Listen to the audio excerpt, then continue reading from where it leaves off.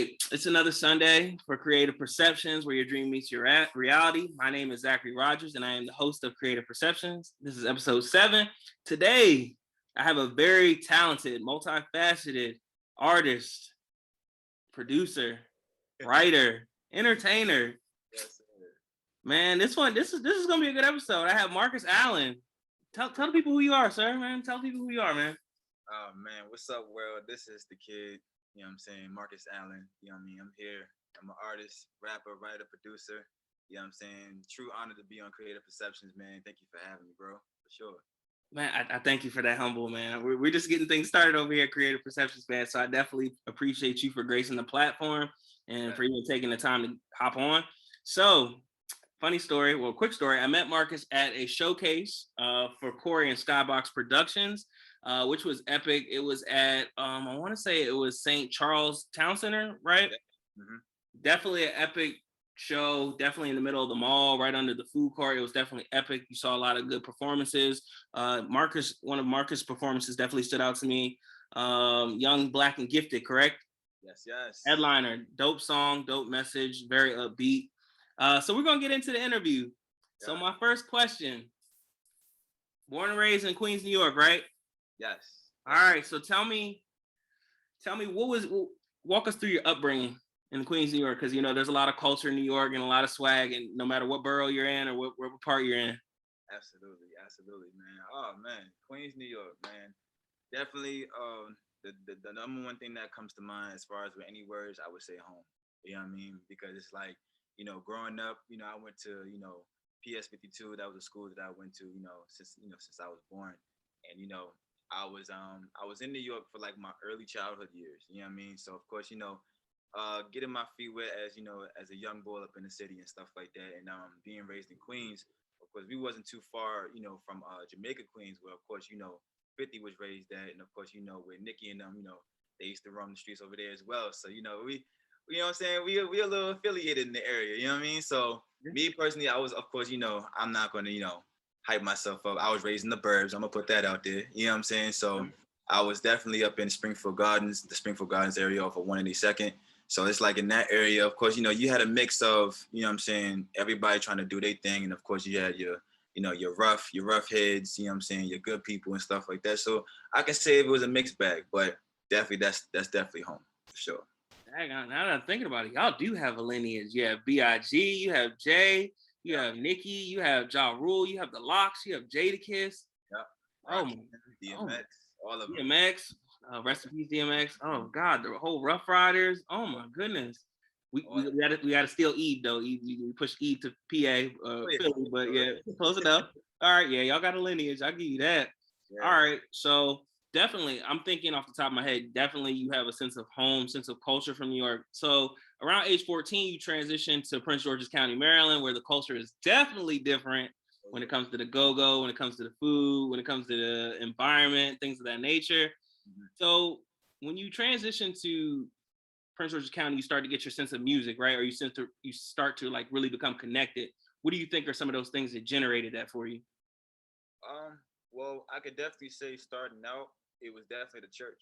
You know what I'm saying? I would definitely say the church is what definitely got my start. And how I would definitely say was, through the drums. So, funny little story about that was, when we got into the church, my mom was like, all right, you got 3 things you pretty much got to do.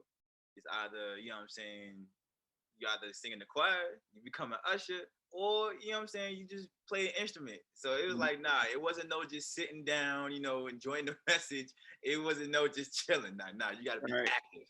You know what I mean? So it was like, all right, it's all good. So, at the time, the church that I was attending at the time, we didn't have a drummer. So, it was a random Sunday. This guy came in, very humble guy, didn't really, speak much and stuff like that, but he just came in and he just hopped on one of those drums. And whatever that the pianist, the bass player was playing, whatever was playing, he instantly caught the beat and he was just riding with it. You know what I mean? And instantly that's what caught my attention. And I was just like, wow, like, aside from the choir, aside from, the pulpit where the preacher's at and everything, the drums is really what caught my attention. And from there on, I want to say after the service, I had to, introduce myself because, I had to say something, you know what I mean? Because that was just something that just ultimately gravitated, my attention the whole entire service. And from that conversation, it built onto a friendship into him being my teacher and my mentor. So from there on, just kind of fast forward from him teaching me, at that point, I became the drummer of that church, just off of him teaching me how to play. So, from then on, I kind of, took it a little bit more serious and wanted to, get into music from there on. Wow, that's dope. So kind of transition a little bit or kind of segue. So you also sang in the choir, right? A little bit, Okay. I definitely did it. Okay. So one artist that I think a lot of artists sing in the choir, like they kind of have that that duality. They sing in the choir or they play some type of instrument. Yeah. So you talk about how the drums, I can hear how the drums kind of helped you with, understanding beats or the rhythms or cadences, right?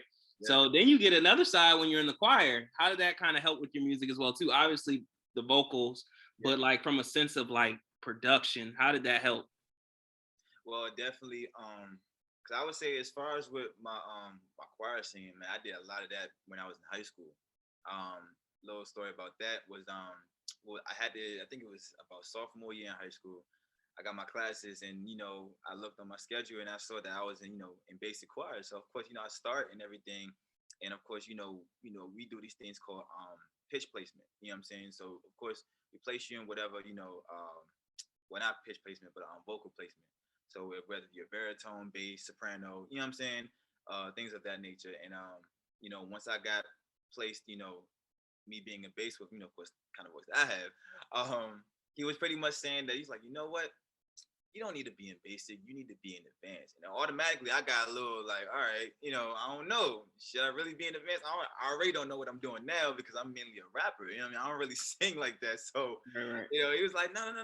Don't worry, I got you, but you definitely don't need to be in basic. And he definitely proved that 100% because the minute I even got into the advanced class, I mean, it really made sense. But the thing about it, what really pushed it towards the music production side was him honestly training my ear.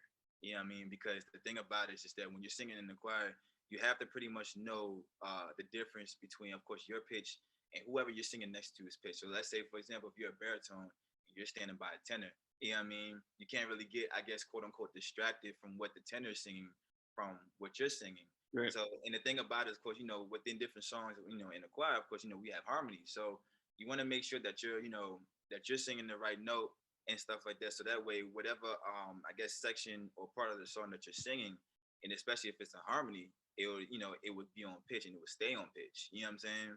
And with that relating to my music production, man, I would always make sure that everything is, perfectly mixed and stuff like that. Like, it's like I tell people, like me personally, I wouldn't put out anything that I didn't feel as though that was ready. You know what I mean? Like if the song is not ready, I'm not going to put it out, especially for me. You know what I mean? Because me personally, I like to jam out to my own stuff. I'm pretty sure anybody else would, but me, if I can't rock out to that thing, I ain't putting it out there. So that's the only thing about it. So it's like he really trained my ear, from all those years of singing in the choir, man. And I can definitely say I'm just really grateful.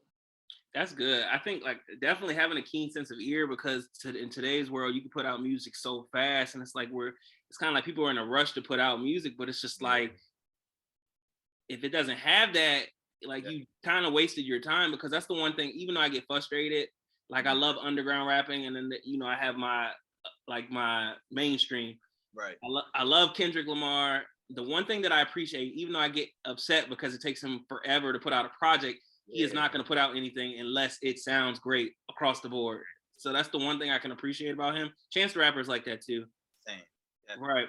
So I definitely love that. And I definitely think that will help you continue as you continue to build your brand and your career. Sure. So, all right, I'm thinking about super producers, right? So I'm thinking about Kanye West, who necessarily didn't get his big break as a rapper first. He was a well-known producer. You think of Pharrell, even though the Neptunes, but he's kind of a super producer, and it's like, but he has vocals and he can sing and he can do all these things, but he always gets pushed in that category as producer. So I know you started producing with your brother, who's also in music at age 16. Did you ever have a fear of becoming a super producer and kind of get, your rapping taking the back seat? Do you still kind of go through that or no? Not really, honestly. It was honestly, just something that, something just to add on to it. You know what I mean? Something that I would put it all into a collective of things that, I'm able to do. So, it's like, when people ask me all the time, like, oh, dude, who makes your beats or who writes just, songs for you. And I tell them all the time, like I do it myself. You know what I mean? I mean, definitely, of course, the writing, but the producing definitely, because there's certain things that I may want at a certain time, or let alone, correlating with the idea that I may have for a song. So it's like if that particular person can't do exactly what I would want them to do, then I would, of course, do my research, learn how to, create that, that certain thing or that vibe, and I would do it myself. You know what I mean? Because the thing about it also too is like if you want certain things done, you do it yourself. You know what I mean? And that's the that's for anybody that's in any type of creative or let alone a business can understand that. You know what I mean? So it's like, all right, cool. So from then on, it was like, all right, I take the producing, I mean, I take the writing, and I just put two and two together. And honestly, I just took it from there. You know what I mean? And would it be humbling to have a super producer title? Absolutely. You know what I mean? And I wouldn't be opposed to it at all. You know what I mean? But this is just something that I love to do, man. And it's not something that I would take lightly for sure, but it's something that I would definitely be like for sure humbled and thankful for. Okay. All right, I can dig it. I love that answer. So, how does your faith keep you balanced? I definitely could see you. I personally haven't boxed you in anywhere because, like I said, I loved your performance, and I feel like you have the ability to go any realm that you want to go to as you continue to progress through your career. Right. How does your faith balance you with the struggles of mainstream, struggles of upholding your morals and your beliefs? How do you balance that? Well, I would definitely say, as far as my faith, one thing that I definitely would like to make it known is that I'm a firm believer in God. This is number one, first and foremost. So it's like if He doesn't agree with anything that I'm doing and stuff like that, then of course we moving on to the next thing. Whenever He tells me to move, I'm jumping on it. You know what I mean? So it's like a lot of my ideas, especially when I get into a session. A lot of times I like to pray first. You know what I'm saying? Give Him His honor first and be like, all right, cool. Whatever ideas, what I'm saying, you have me to cook up, let's cook up. You know what I mean? So, and that's the same thing with the stage too. Before I hop on stage, I have that time with Him. But as far as with dealing with, mainstream as well, I would like to be, a part of mainstream, but I can definitely say I'm not too, I guess what's the word I'm looking for? I guess too pressed about it. You know what I mean? Reason why I say that is because, with a lot of things that's going on in mainstream hip hop, of course, a lot of people are saying, oh, being an artist or being a rapper is one of the most dangerous jobs, to get into and stuff like that, which I can say yes and I can say no. Reason why I say that is because it all depends on what you pretty much narrate your story as. So if you pretty much, claiming that you're this, person that, that is all big and bad and hard and stuff like that, then guess what? The people out there is going to see that and, you're going to have that kind of attention that's going to come to you. You know what I mean? But if you, if you stay true to yourself, you know what I'm saying? Shout out to Bryson Tiller. But if you stay true to self, you know what I'm saying? And, and you really, be who you are, you know what I'm saying, that you feel as though that you know who you are. Because that's what's important, man. You got to know who you are, especially getting in this kind of industry, because it's easy to get lost. You know what I mean? And I tell anybody that's, coming into this game or this industry rather, that you just have to stay true to yourself, man. And don't let nobody, tell you, any different from who you are, then, oh yeah, you could be this or you could be that. Like, that's cool, but I'd rather just stay the person that I am. You know what I mean? Because I'm very proud of who I am and very, comfortable with who I am. You know what I mean? And I'm constantly, discovering new things about myself daily. You know what I mean? And I can definitely say I'm happy with it. Some people haven't gotten to that point in their life to where they're really happy with who they are, but that's a journey in itself too. You know what I mean? So I really, encourage anybody that's getting into any, any creative career, just, stay true to yourself. And if you don't know who you are yet, hey man, go on that journey. Go soul searching and stuff like that. Find out the things that you really like to do. Because the thing about it is just that you really have to know yourself. So that way yourself don't get trapped in these, in these little, things and tricks that people try to get you a part of. And it's like, nah, you know what I mean? And you don't know for yourself when people try to get you to do some things that you don't want to do. You're going to know yourself before anybody else. Cause it's like, it's not going to feel right to you. You know what I mean? So it's like, you ever had that one person that tried to get you to do something and deep down in your spirit, like, I don't think I should be a part of it, but it's like, all right, whatever. You know what I mean? Yeah. It's one of those moments. And it's like that right there, you know what I'm saying? It's like, it's very crucial. and I definitely, take that as something important for sure. Okay, I can definitely dig that. Two artists that come to mind when I think of like the journey of them understanding themselves and them being comfortable. I think of Wale, and then I think of Logic. Logic recently retired, which I was extremely heartbroken. Man, Well, me too. he's like super dope, but he rapped about the stuff that people didn't want to talk about, so he got ostracized. So he kind of took the hit for everybody. But it's just like he was super talented, and I love like just his him being authentic at any moment in time. But no, I definitely that what you said definitely resonated. So describe what it was like. What was it like receiving constructive criticism as an artist for the first time, and how did you deal with that? Oh man. All right. So for the very first time, I'm not even gonna lie. I was like all the way types of pissed. I was like, like what? You can't tell me this, you can't tell me none of that. And mind you, I'm like first, just fresh in this thing. Starting now, I'm thinking like I'm already popping. Like ain't nobody checking me, no none of that. Like see me on a bar per bar. What do you want? You know what I mean? But the thing about it is just that like my mentors would always tell me, can't get in your feelings when you getting this constructive criticism. You know what I'm saying? Because the thing about it is just that you want to have that mindset to where you're just soaking up so much info. You never know who can really give you the info to really level yourself up. You know what I'm saying? So if anything, I'm very big on being humble. So it's like, if anybody tries to give you some game or some gems, you know what I'm saying? Don't, try to seem like, oh yeah, I'm just this person that knows it all. Nah, because there could be that one single gem that you never even thought that you would need, Right. that really puts you on that, that pedestal, the kind of pedestal that you want to be on. You feel me? So it's like, all right, you want to pay attention, you want to stay like a sponge, like they will always tell me, and just soak it all in. You know what I mean? Because at the end of the day, especially even, when you get around the greats and the professionals and all that, and they see that, that you're humbled and you're just taking in all the, all the gain that they're trying to give you, you never know what they're going to try and, give you next. It could be that golden opportunity. Like, you know what? This cat right here, look, hey man, this man got this podcast. It's called Creative Perceptions, man. He's doing his thing. Yo, let's put him on Complex. Let's put him on Double Thank X. you for speaking Yeah, that.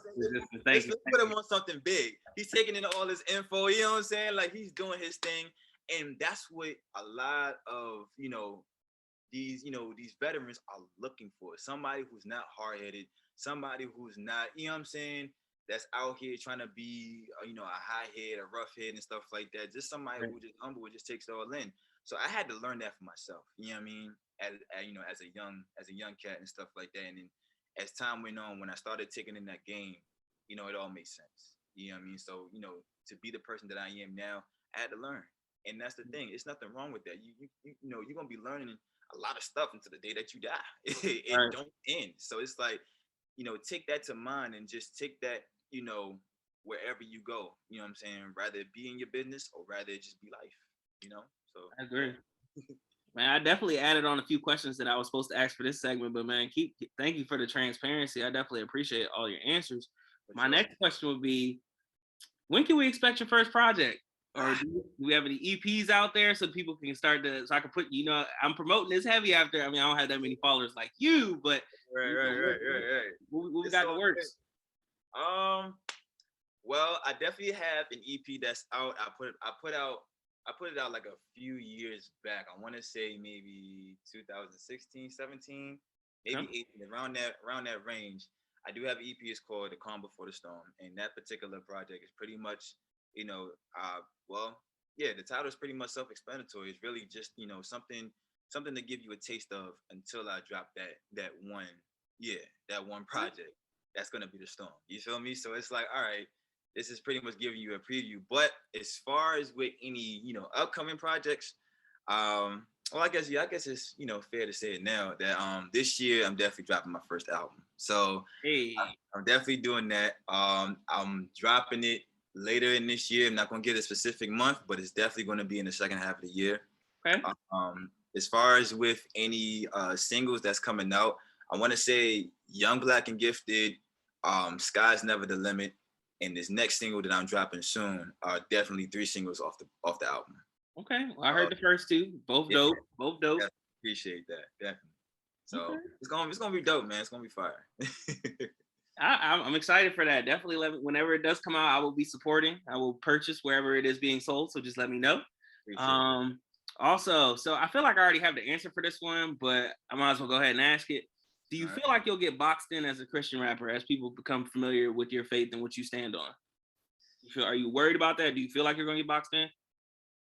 Um, well, of course, everybody's gonna have, their opinions, what I'm saying, their criticism, and of course, you have the critics out there, Yes.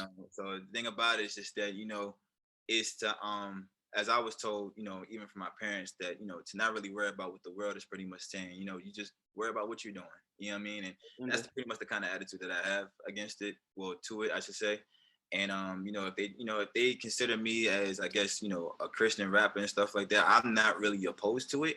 But that's not the only, genre of music that, that I'm able to do. You know what I mean? I'm pretty much, as of right now, just trying to show people that I can be very versatile.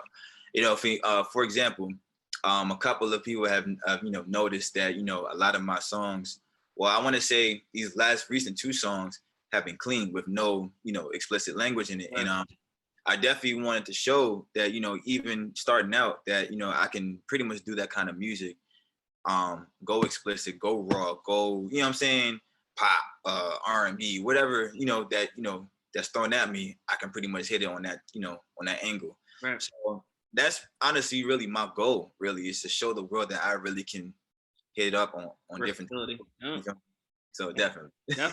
The one thing that stood out to me, definitely when listening to the showcase, listening to you rap and then the other various acts, the one thing about Corey was he obviously, because of the mall and other contracts and things like that, but the no sentence enhancers, and that really tells you what you're going to get from an MC or somebody that's rapping. Because if you take away those, you really have to use your words. Like, you really have to build a story, and I think you definitely do a good job of that. So I don't think you would get boxed in. And like you said, it wouldn't be the worst thing in the world either. Lecrae technically gets boxed in as a rapper.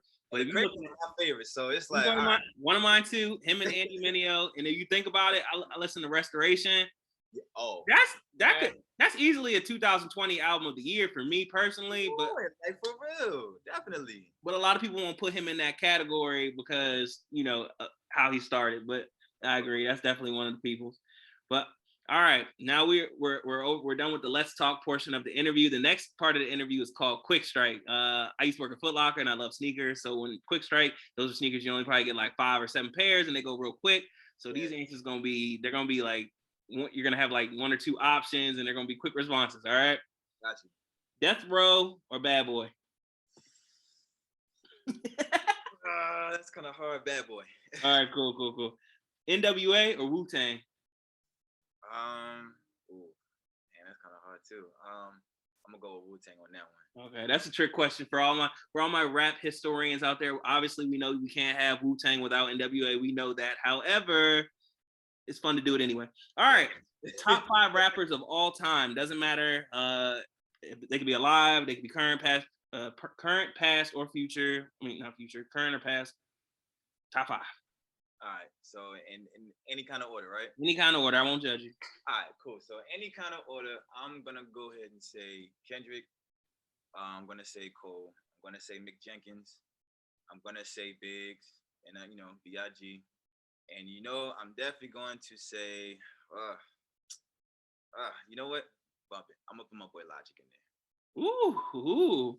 I'm glad. Did you hear what his first name was before he became Logic? It was like philosophical. It was something crazy, and I was like, I'm glad they just told him to cut it. Yeah, exactly. Something real simple. All right, cool. Top 3 artists you would want to collaborate. If you could pick any 3 artists, who would you want to collaborate with? Dead or alive? Dead or alive. Woo. Okay. Well, I'm gonna go ahead and say Michael Jackson. Ooh. I'm gonna say Kendrick. That's wisdom. Yeah, definitely Michael Jackson, Kendrick, and Stevie Wonder. Ooh, that's wisdom right there. Okay. All right. You're the first person I've asked that question with. Definitely got to keep that for any other artists that come on the stage. Sure. What is the next versus battle you would like to see that has not been done yet? Oh, dang. That has not been done yet? Yes. Versus. Dang. I'm not even gonna lie. You know what I mean? I wouldn't be against, and I know we don't have him here today and stuff like that, but I wouldn't be against if they do a Michael Jackson versus Prince. That would be dope. That would be epic. I would not be against that at all. If I they would not either. I definitely would be hands-on tuned in for it. That's one of those things where they would not be able to cut it off. They were like, all right, we got 5 more minutes, and then you just keep going so many tracks. Definitely. It'll be endless hits, man. And I think that would be like one of the most monumental verses that they probably would ever do. It will be. I don't think you could top that. Now, I will say another verses that I would love to see, especially since they squashed the beef a decade ago. I would love to see Jay-Z and Nas, but I don't think it's ever gonna happen. That would be a good one. I forgot a good one. You know them, they probably be like, you gotta give me $1 million to do it. Like, of course. Like, we need to talk numbers, some figures. Right. All right, so we're moving on to the next section. All caps or no caps. So when you pick an answer, all caps means that it's a lie, and no caps means that it's the truth. Okay. So for the first one, the pandemic has made artists more creative. No cap. Okay, cool. Number 2, social media has made it easier to be successful in the music industry. Definitely no cap. Okay. I agree with that one. The last one, this one's kind of biased, but I feel like I know where you're gonna go with this, but that's okay. All right. True lyricism is still alive.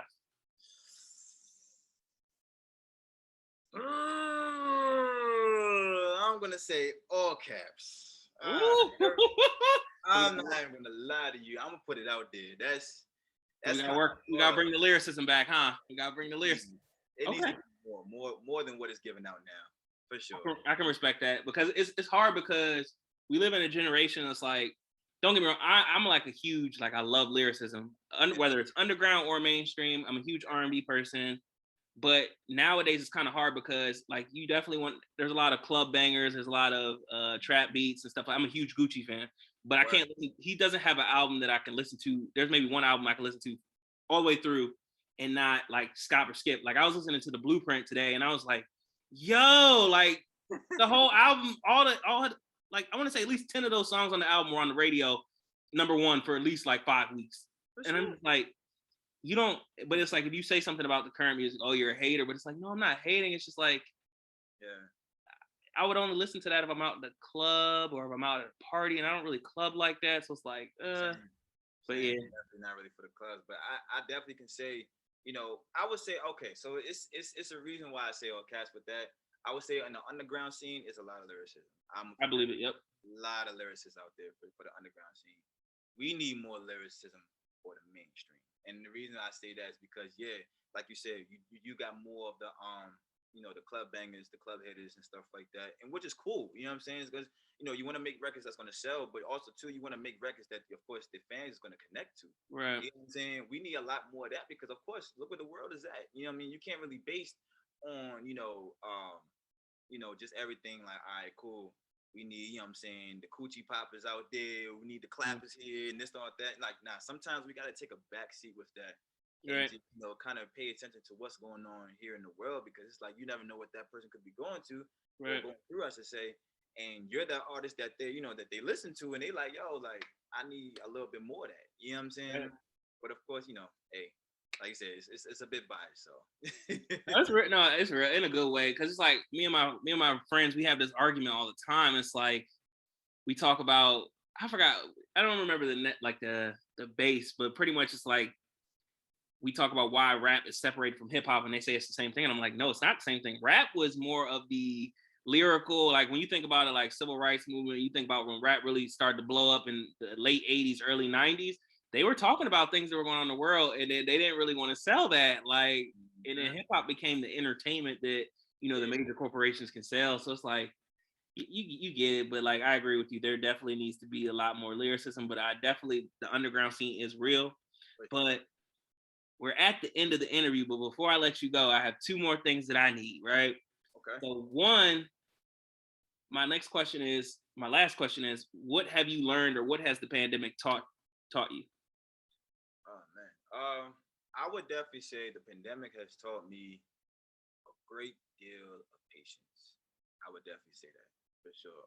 The pandemic has really, taught me a great deal of patience because, the thing about, even being in the industry such as the music industry, that's, I would say, one of the number one things you will want to have in a business like this is patience, because not everything is going to happen, of course, right there where you want it to happen. Right. And that's just something that, you have to have, man, because if you don't have that, of course, a lot of times, of course, like what the old heads say, everything is so microwave nowadays. So it's like, you know what I'm saying? So it's like you kind of want to like, try to be like, all right, I'm gonna be as patient as possibly can. And, it's like, certain things that may going on during the pandemic, like, trying to get the live shows back, trying to get some music videos done, releasing new music. And the thing about it is just that, of course, the work side of the music business never stopped. It's just, I guess, certain avenues of the industry has stopped, like we just said, the live performances. So of course the music's still being made, deals from my understanding still being made, and a lot of other things are still being done. But it's like, certain things where you want certain things to be done, it's like you just have to have the patience. That's something that I can say humbly and say that I've struggled with, for a good amount of years. I'm not even gonna say months, days. Yeah, I'm gonna keep it real. I've been struggling for it myself, but to get to where I'm at now, I can definitely say that I've grown, you know what I'm saying? Especially since I first started, doing music. I definitely can say that I've grown a great deal of it now, and I'm still growing myself. So I would definitely say, yeah, it taught me to definitely have patience, for sure. See, I was supposed to end this interview, but then, man, we can't leave the fact out that you were on the radio, man. Tell the people about how you was on the radio, man. You can't leave that out, man. Oh, man. Yeah, man. I mean, look, it was a dope opportunity to be on 104.7 Kiss FM out there. And they're like, what is it? They're their number one hit station out there. Yeah, number one hit station out there in Phoenix, Arizona. So that was really dope, to have my song in rotation out there. And I want to say Tuesday of last week. Yeah, we did a interview and stuff like that. So I'm gonna be able to I'm gonna be putting that interview up. I want to say, if not today, then definitely tomorrow on Monday. There, on Instagram, Twitter, everywhere. So that way people can tune into the interview. They can check it out and everything. But that was honestly a dope experience. You know what I mean? What I'm saying? What are the chances of you being able to be interviewed on the radio from your single? You know what I'm saying? So I think that was just a really dope opportunity. I felt honored, especially to be on a type of radio station like that. You know what I mean? The number one hit station though, like it's just an honor, man. I feel totally grateful for sure. That's dope. All right, man. Before we let you get out of here, man, tell the people where they can follow you at. Look out for musics, whether it's snippets or the major update alert at the second half of the year when your album's about to drop. Where can people find you at, man? Oh man, you can find me on Instagram at Marcus Alland, MarcusAlland. Just straight through. Same thing on Twitter, Marcus Alland. And you can find out about the latest and greatest on there, man, for sure. All right, man. We have Marcus Alland, man. Soon to be one of the best MCs on the mic, man. I know you're going to blow up. I know you're going to do great things, man. Keep persevering. And thank you for gracing the stage and stopping by Creative Perceptions, man. For sure, man. Thank you for having me, man. All right, man. Peace. Peace.